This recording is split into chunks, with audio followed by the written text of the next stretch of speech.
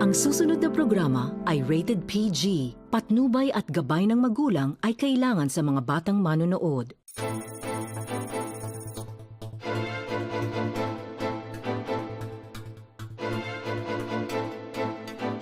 Our guest tonight is one of the best acting teachers in the world, Ivana Chubbuck. Nerves give you adrenaline. So what you have to do is accept them, embrace them. A winner is not someone who wins. A winner is someone who tries to win. Did you always want to be who you are today? Let life happen because you don't really know what your gift is. If you are interested and passionate and love something, it goes by really fast. Students, actors who've gone to your classes are doing very well, are winning awards. How fulfilling is that? It's like, that's my riches. How rich are you? I said I was rich with my heart. How are Filipino actors, at least the actors you've worked with? My general impression is that there's an incredible openness. We have bottomliners tonight, and I'd like you to meet them. We have Christian Bables. Welcome to the Bottom Line, Christian. And we have Mika Javier. And we have young directors. Let's start with Direk Raz De La Torre. We have, of course, Enzo Williams. Hello. And Julius Alfonso. We have cinematographer, of course, June Aves. Welcome to the program.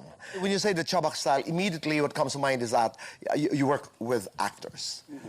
How does that happen? I mean, some directors are welcoming of acting teachers, for example, on the set. Others are not. I'm married to a director, yes. So I understand the dynamic of, like, it is the person who's the captain of the ship should be the director. Right. And an acting coach generally should not be on a set. I always work with people before they go to set. But there are some directors who welcome acting teachers on the set. Yes, when it is a situation of someone like who is in another field. The director has to deal with everything from, the cinematographer, lighting, acting, words, where the camera is. They can't micromanage one performance. Right. So it's helpful to have someone that that they're in tune with, because I always talk to directors and I say, what's your vision? And let me help you facilitate that vision. Okay, so we have young directors here, and we would like to try this thing, emotional diary. What is this? One of the things that actors and directors, they have to understand, what is it that drives your need to tell this story? And also to get to some of the truth of, like, who you are as a person, because our subconscious is where the truth lies. If your subconscious was the only thing that existed, then you'd be in pain all the time, because it's like something could have happened 10 years ago, but your subconscious doesn't have timelines. Right. So it's like, it's as if it just happened. In regard to protecting ourselves, we have the conscious mind. So the subconscious is where the truth lies, the sordid and the dark, Right. And then the conscious mind does, which is to rationalize, to negate, to forget, to deny, and deal with it as if you have different feelings than you really do have. And so I always say I try to take chaos and find a linear path to it. So I need to define the chaos to create a story. Okay, now the subconscious is not easily accessed because the conscious mind is super strong. So there's a thing that it's called automatic writing that some therapies use to get their patients to be able to get to places that get to their subconscious. And basically it's free flow writing. Once you start to write, you can't, after you've talked about whatever the issues are, you can't stop to think. You have to let the pen just like write stuff down, and all the stuff comes up from your subconscious because you didn't stop to think. If you stop to think, the conscious mind comes into play. And so I've bastardized that therapeutic device, and I've added objective to it so that it tells a story as opposed to be a whole bunch of emotions. Because I don't believe that emotions for the sake of emotions, and sometimes actors think that that's all there end game. is. Yeah, but that's just boring to watch. To me, emotions aren't proactive. Emotions just drip to the floor. So what you want to do is make emotions drive your purpose, your objective, your goal, whatever, Okay. your journey. Now, the emotional diary, we start with the objective and then the person that we want it from. So I would say, I need you to love me, my father, because, and then all the stuff that comes up because is the part of the diary that's just as important as the name that comes up. But I tell my directors and my writers, and today we're going to do actors as well, is like, why do you need to make this piece? Why do you need to direct this piece? Why do you need to be an actor in this piece? So what is it that is driving you to be in this particular script? Why do you need to write this script? In the case of being on a television show, and I don't know anybody's projects or anything like that, but I can say, what is your purpose? So why is it you need to be a director? Why do you need to be a cinematographer? Why do you need to be a talk show host? I always show people how to do it, and to let people see that once you start to write, you can't stop to think. And watch me do it, because you'll see that I will, every time I do this, something new comes up.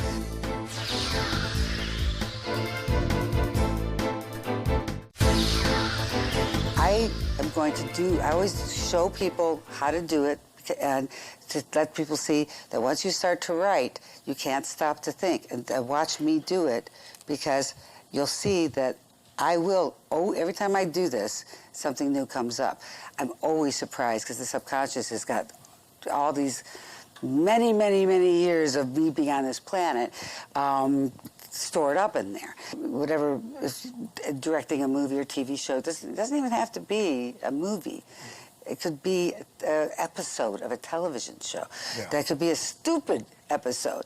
But there's still always got to be a drive and a mission that you need to do this for a higher purpose, for a more dramatic and more substantial, deep, dense, I like the word dense, purpose. For the sake of being on a TV show, we're going to do something that I've never done before, which I think will be kind of interesting, because I always like to try new stuff and always learn every time I teach. I would say, why do I need to be an acting coach? And so I need to be an acting coach because, and you guys aren't going to do this, I'm going to do mine first. I'm going to tell you stuff, and also I'm telling your subconscious, once you start to write them, that I will never ask you to reveal it or read it, so that your subconscious knows it's safe and private. Yeah. And you guys, because we are in a public forum, can decide, I guess I'll ask you questions to decide whether you want to do anything about it or not, whether you want to keep what you wrote private. But first, I'm going to do one for me. So what you do is I call it empty out the vessel, so you're not predisposing what it is. And so I'm just going to let my pen be magic. My pen's going to just write why I need to be an acting coach. Okay. I need to be an acting coach. And this is what you add, so we have a personalization for you. See what name comes up without stopping to think, without stopping to think of why. And so this is going to be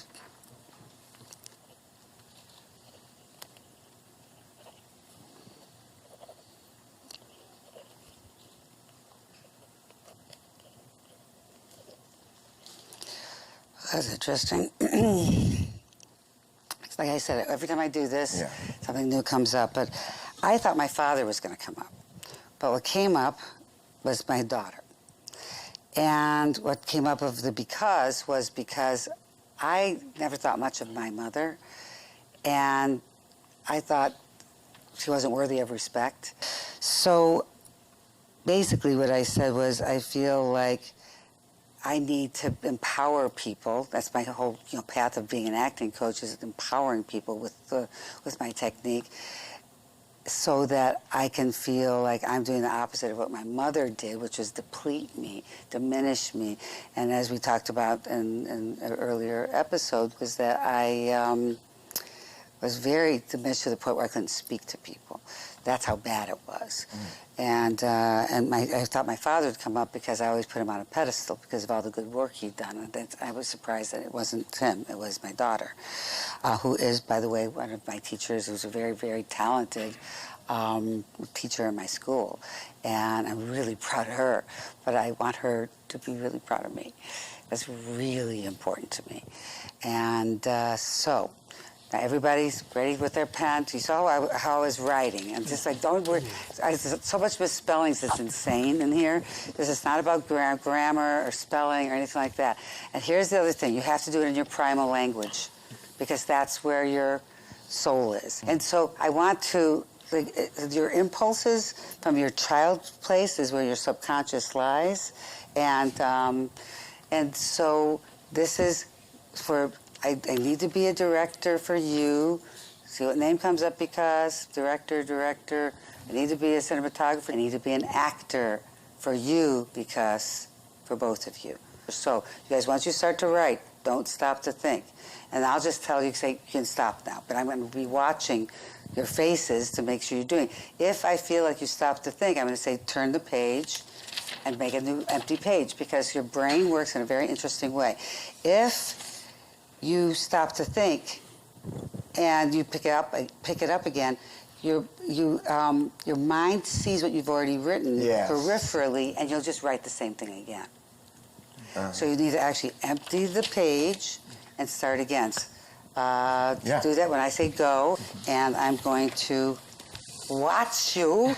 What is the thing that you feel defines you the most? Because you do a lot of things. Job-wise. I'd like to be able to build my own public speaking school. So I need to teach public speaking for you. Yeah. Let the pen be the answer because we don't know until we know. And so the thing is that this is the beauty of our subconscious. When we're creative people, we're not the norms, we're the artists. As artists, we have the freedom to go there. We're going to do it from a job point of view. Okay. Because we have defining our purpose, but it could also be for just objectives of love, power, proof of love, all kinds of things that you can be informed about what your subconscious is doing. Go. Just right. Don't be afraid. Keep going. Let the name come off the tip of your pen. Start again. You're letting your conscious mind take over. Start again.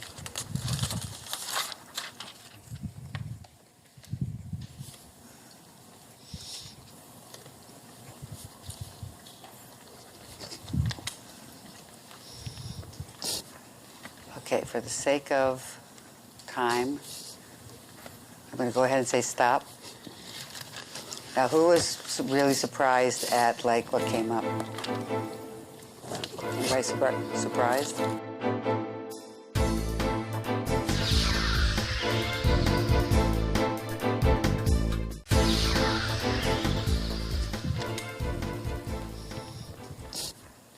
Okay, for the sake of time, I'm going to go ahead and say stop. Now, who was really surprised at, what came up? I thought it was someone who was very present in my life, but it turned out it was someone who wasn't there anymore. Huh. An ex? No, no, it's my father who passed away. And I was thinking it was more someone who was actively here, and I'm doing it actively for that person. It's interesting, because you have conversations with your father? Yeah. Dad? Yes, yeah. That is absolutely you do. So for all intents and purposes, he's alive. Yeah. And so that's why he came up. But look at his face. Look how open and vulnerable he is. Look at then it becomes I'm doing this for a reason, a purpose. So if I don't know what anybody's projects, what they're working on, but you have to put that too. I need to do this movie because. For you, because. And it's chances are your father's going to come up again and again and again. So anybody else surprised at what came up? Well, I thought it was for my parents and all, but upon writing it, I remembered my first ever mentor, who actually is the wife of Boss Victor Saya, Viva Film. She saw something in me which I never thought that I have. Now look at the emotion. Yeah. And this And is then she, I love this. at our second meeting, she asked me to direct. I was very young then. I was fresh from a workshop in script writing. I was telling her stories about something that interested her, and she said, go on and direct it. And then I told her, I don't think that I can, because I'm new to this, and I haven't watched any shooting at all. And then from then on, he had me train under respectable directors like Joel Lamang and all. And then she died a year after. And then people would ask me, what would happen to you? So I get emotional. This is we're in the arts. As people in the arts, all of us are in the arts. It's like emotion is our friend. It drives us into really, we're not afraid of it. We embrace it. And the emotional diary is such a wonderful thing. I love this device thing. It helps me. And after her wake, I told people that, because they were asking me what would happen to me, I told them that I'm good where I am because she placed me here. And then it took me 2 decades before I became a director. People were very impatient with my career, but I told them, no, that will come, in the most perfect time, and it came at the most perfect time. I came up for you because I saw immediate emotion happening on yours. And I watched you going, whoa, he's going, diving into the deep end right there. So what came, did the person that coming up surprise you or not? It actually did surprise me. Okay. It was my grandfather who just passed away a few months ago. My grandfather never believed that I could. He discouraged me. He told me that I could not make it, that I could not be an actor simply because I'm ugly. He came out. Well, you proved him wrong. But anyway, but he's totally useful, you know, in terms of your work. Who came up for you? Because I see a lot of emotion coming out of you. Some major tears happening there. I'm not surprised. Okay. But Is the why surprising, though? yes. Okay, the sometimes was the why is surprising. the surprising part. Who came up was my mom.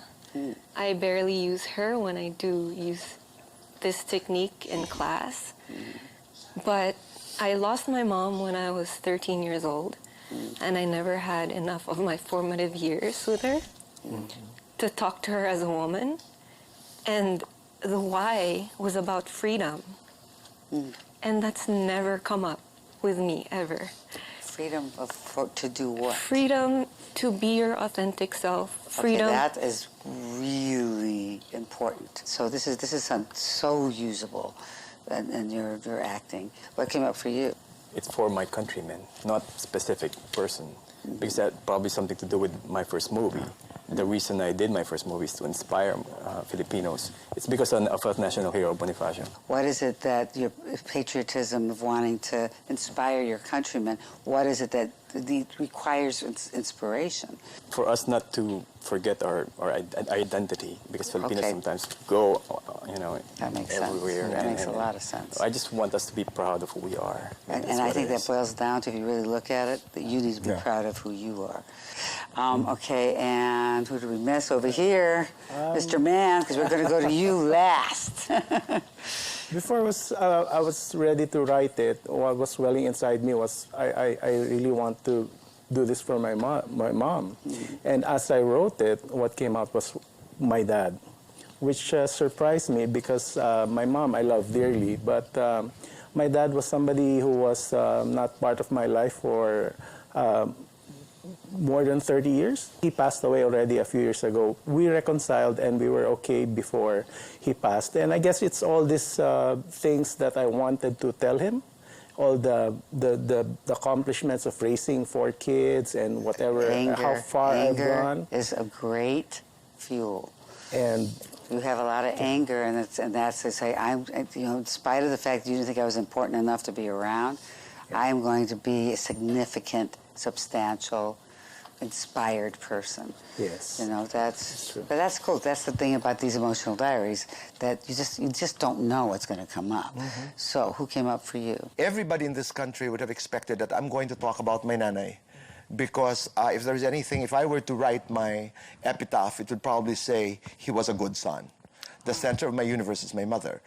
I am surprised because I just totally dropped everything, as you said, and I just started to write. And I said, I need to be able to put up a school because of my father. Tata, I don't talk about my father very often. I don't.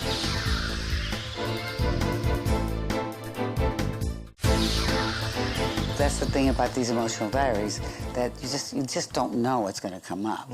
So who came up for you? Everybody in this country would have expected that I'm going to talk about my nanay. Because if there's anything, if I were to write my epitaph, it would probably say, he was a good son. The center of my universe is my mother. I am surprised because I just totally dropped everything, as you said, and I just started to write. And I said, I need to be able to put up a school because of my father. Tata, I don't talk about my father very often. I don't. He passed on when I was very young. So I just kept on writing, as you told me. And you know what came out? Because this is very emotional. What came to mind was, I remember Tatay, he was a small-town politician, practicing a speech. And beside him was a public speaking book, probably a compilation of speeches. And it was in Waray and English. It's one of the dialects. So Tatay was speaking. So I wanted to put up this public speaking school because I want to make him proud. Also because Waray, meaning this is a region, we can be good speakers. I said, Tatay, we can be good speakers. In our country, Ivana, we're very Manila-centric. You have to sound like, people in the city. If you come from a small town like mine, we mispronounce words. Okay, so I'm saying here that I should be brave. I should be brave enough to be able to put this up. And look at me, Tatay, now. I'm a public speaker. Tatay, I want you to know also that every time I speak in public and every time I do my shows, I am at peace. I'm really surprised. This is the first time that I'm talking about my father. This is the first time I'm talking about actually being, which is really true. This is a subconscious working. Now, the power of the subconscious, Ivana, I thought I was really going to say, because I want to inspire, how am I? I'm wild. I want to be rich and I want to be wealthy. No. I came back, the subconscious. Suddenly, I spoke about being peaceful. Because this is true. Every time I'm in front of a guest or of someone I speak to, I am in that moment. I don't think about anything. That's what an actor does, by the way. That's what an actor does? So now you understand Okay. what an actor does. Am I right, guys? Yeah, that's you get what into that matters. place where you just get so centered and so at peace that it becomes like that thing that kind of drives you in this, we call it the zone. The zone. Calling it going to the zone. And I said it's the best drug ever. Really? Like what you're talking about, what you just said, is what actors do when they go to the zone. Isn't it? Actually, it's so liberating. That's why, and people say, aren't you like, and all these, people when they come to the workshop that will often say, well, I can't go there, I can't reveal my stuff. And it's like, but you see how liberating it is? It's empowering, it's liberating, and it feels like the best drug ever. It is. Yeah. Wow, thank you. Ivana, can you take some questions from our directors? Sure. Yeah, if you have any questions, please. Because I've worked with a lot of actors who took the training on your technique. And one of the things that I noticed is that they don't only learn the technique, but they also acquire a work ethic, a discipline, which I really appreciate. That's a good thing. That's what I appreciate. I love my people. But I wonder, though, if you think that there are some actors who just don't have it or are not really just meant for it. My suggestion as a director is not to hire those people if you feel that way. Because like I said, it doesn't matter that I feel that someone has it or doesn't have it. It's not my place to judge. But you, as a director, can have the power of casting. So if you feel that person doesn't have it, don't cast them. If that person you feel has that something special, that needs to be honed, it's up to you. Like USC is a great film school. You've heard of USC. Yes, okay. of course. Okay, so my husband went to USC, and one of the things that they said that all the directors have to do is take an outside professional acting class as an actor, to know what it feels like, to be in the skin of it, so that when you give direction, you understand what you're asking them to do. What you're asking them to do is something that you feel from the interior. I have a lot of directors in my class. I have directors in my workshops, and the workshops I do all over the world, but I have them actively working in my school in LA. And so the thing is for you to understand it from within your own skin, so you could be so you can give notes that they'll be able to trigger them to the places you want to go fast. Okay. Let's go to Direct Enzo. So my question is, how strict can you be with your actor's performance? The thing is, I think if you learn common language, this technique works to be able to trigger people. If you learn a proper way to trigger people, look, you guys aren't even actors, and you guys got triggered emotionally, all of you. So it's like, and I just did this. You could have them do an emotional diary. You can have them. My directors often tell this is what I would use, and they talk about their own stuff. Immediately makes the other person feel safe in talking about their stuff and using their own stuff. So you can create a symbiotic, reality. We're telling the story together, and this is why I need to tell it. And what's your story? So that then it triggers them in the moment. Yes. It's some kind of hypothetical. Where the script is ill-written or something, it's badly written, and then the producer would say, you have to do that. That happens. The way it was written, Oh, no, sometimes the producer, they think it's brilliant, or they co-wrote it or something. The thing is that, what do? You can transcend bad material by giving more profound performances, because you can take things that are kind of pedestrian or mediocre, and by creating a layered performance, people don't even realize that the words are so bad. I've done that so many times, transcended bad material, or just stuff that just didn't work, and the person won awards. So what happens to the actor who's so passionate and equipped with all the acting tools, but have no choice but to do it? So what would happen? I always say you can't cut out your eyes.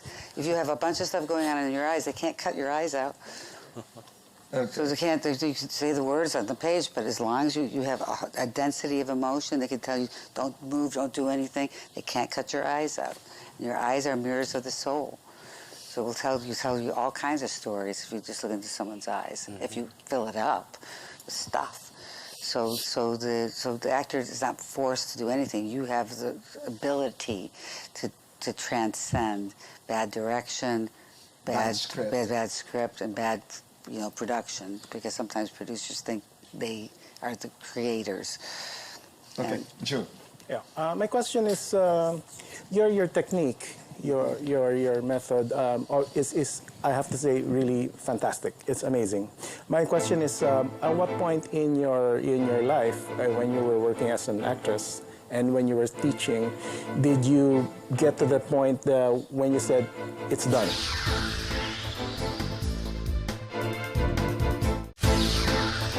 My question is, your technique, your method is I have to say really fantastic. It's amazing. My question is, at what point in your life, when you were working as an actress and when you were teaching, did you get to the point when you said it's done, it works? These are all the steps that I need, and I think it's going to be it's never effective. done. There's so much more. You've been in different workshops of mine. Don't I add stuff every time I do it? I mean, it's always a lot more stuff, and this one's going to be a lot more stuff too, because I keep growing and learning. So it's never. Artists don't stop. It's never finite. It's infinite. The freedom of thought continues to grow, and there's always more to learn and grow and add. Ivana, as an actor and as an acting coach, I've read a lot of stories, I mean, among directors handling actors. There are different styles. There are directors who motivate, tell you stories, this is, etc. There's a dialogue, that conversation between an actor and a director. Other directors would say, I want your hand here when you say hello, and I want your feet, your leg here when you say run, you know. That's so hard to deal with those It's kinds, so hard. right? So, well, That's the worst. Is there a right way to do it? Is there a wrong way to do it? That's a wrong way right there. That's a wrong way. They want to say, put your leg out here when you say this.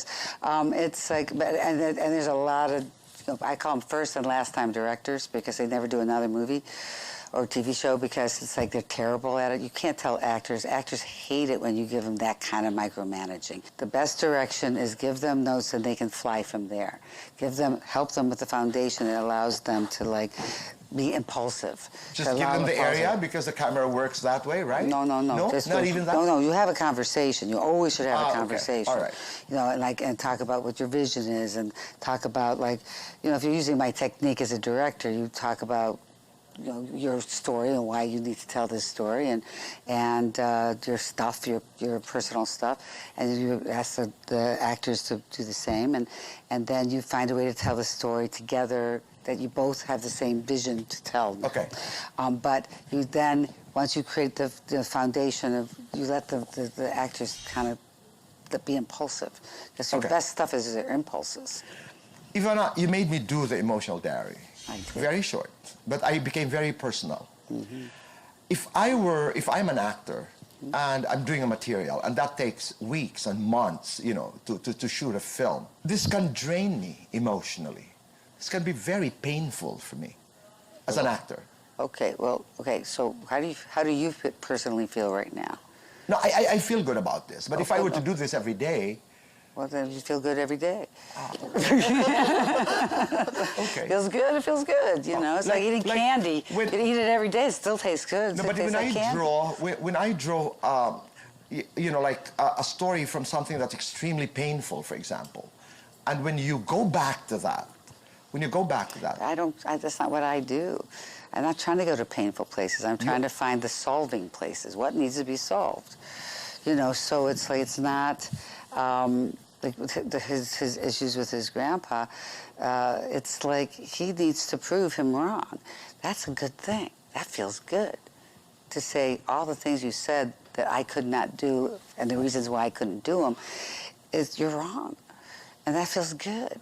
I like that perspective. I love the way you put it. I love the way, but even the shifting of attitude towards what you did is very important.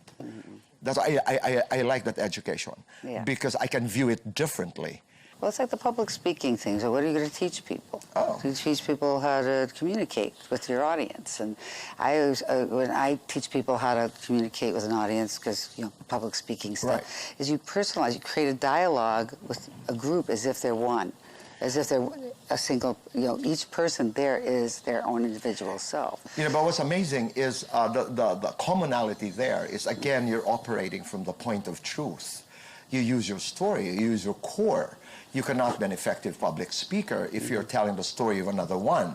And you couldn't be effective if you weren't honest in your emotional diary. That's what I'm trying to say. Okay. And the thing is, so what you just did was you told your audience, it's like, I would have thought it's this, but I'm not even necessarily comfortable with revealing this part of me, but you know what? It kind of feels cool and good.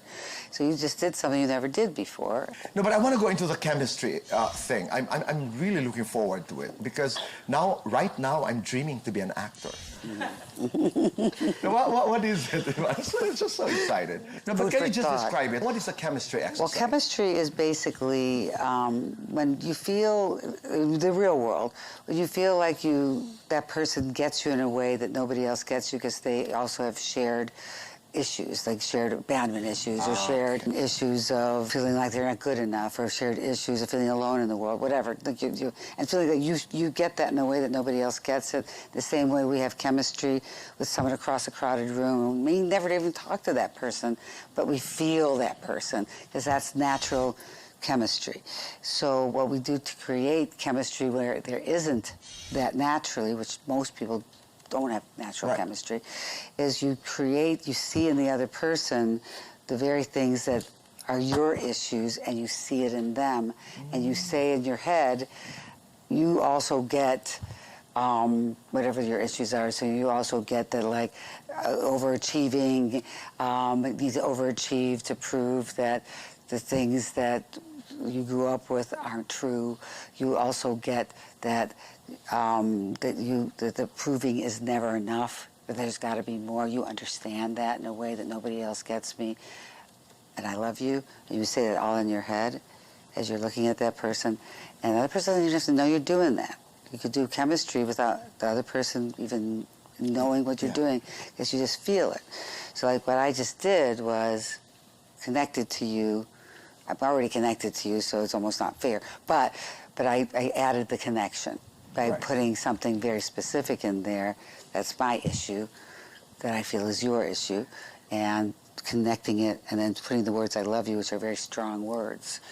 Those words, like, they radiate, and so in your head they radiate, and so that creates, like, that's the bottom line. It's a lot longer exercise than that, but the thing is that that's the basis of it. Is trying to find I call it the commonality of pain. The commonality of pain. Guys, thank you. Thank you for being here. Thank you. And from the bottom of my heart, I say again to you, thank you. Well, Thank you for being a friend. Thank you for making this world a better place. Well, thank you for giving me the forum to do so, and also, but more importantly, thank you for being so honest. Thank in what you did, because For- I was taken by everybody's, like, so. It's usually like it's hard to really reveal yourself, period, and you're talking about a television show. Yeah. And so I thank you all for having the courage to be that open about the things that you guys feel. I am honored that you trust me to do that. My last question is this. I mean, I borrow again this question from the great Barbara Walters. I am Ivana Chubbuck, and I hope that I make a difference in your life, even if it's a small one. you have, and you are, and you continue to make a difference. Thank you very much. And I will not forget, courage is It's sexy. sexy. That's the bottom line. Good night.